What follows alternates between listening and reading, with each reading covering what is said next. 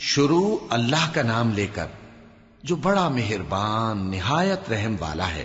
جو چیز آسمانوں میں ہے اور جو چیز زمین میں ہے سب اللہ کی تسبیح کرتی ہے۔ جو بادشاہ حقیقی ہے، پاک ہے، زبردست ہے، حکمت والا ہے۔ وہی تو ہے جس نے ان پڑھوں میں انہی میں سے ایک پیغمبر بھیجے جو ان کے سامنے اس کی آیتیں پڑھتے اور ان کو پاک کرتے اور انہیں کتاب و حکمت کی تعلیم دیتے ہیں۔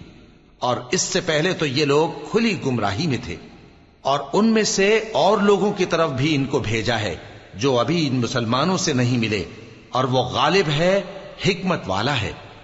یہ اللہ کا فضل ہے، جسے چاہتا ہے عطا فرماتا ہے، اور اللہ بڑے فضل کا مالک ہے۔ جن لوگوں کو تورات کا حامل بنایا گیا پھر انہوں نے اس کے حامل ہونے کا حق ادا نہ کیا، ان کی مثال گدھے کی سی ہے جس پر بڑی بڑی کتابیں لدی ہوں۔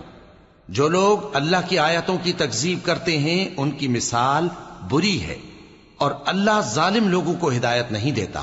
کہہ دو کہ اے یہود، اگر تم کو یہ دعویٰ ہو کہ تم ہی اللہ کے دوست ہو اور دوسرے لوگ نہیں، تو اگر تم سچے ہو تو ذرا موت کی آرزو تو کرو۔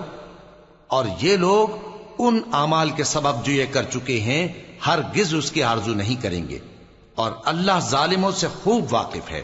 کہہ دو کہ موت جس سے تم بھاگتے ہو وہ تو تمہارے سامنے آ کر رہے گی، پھر تم پوشیدہ اور ظاہر کے جاننے والے مالک کی طرف لوٹائے جاؤ گے، پھر جو کچھ تم کرتے رہے ہو وہ سب تمہیں بتائے گا۔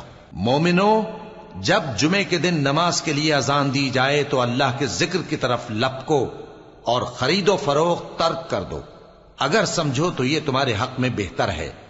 پھر جب نماز ہو چکے تو زمین میں پھیل جاؤ اور اللہ کا فضل تلاش کرو، اور اللہ کو بہت بہت یاد کرتے رہو تاکہ کامیاب ہو جاؤ۔ اور جب ان لوگوں نے سودا بکتا یا تماشا ہوتا دیکھا تو ادھر بھاگ لیے، اور اے نبی صلی اللہ علیہ وآلہ وسلم تمہیں خطبے میں کھڑا چھوڑ گئے۔ کہہ دو کہ جو چیز اللہ کے ہاں ہے وہ تماشے اور سودے سے کہیں بہتر ہے، اور اللہ سب سے بہتر رزق دینے والا ہے۔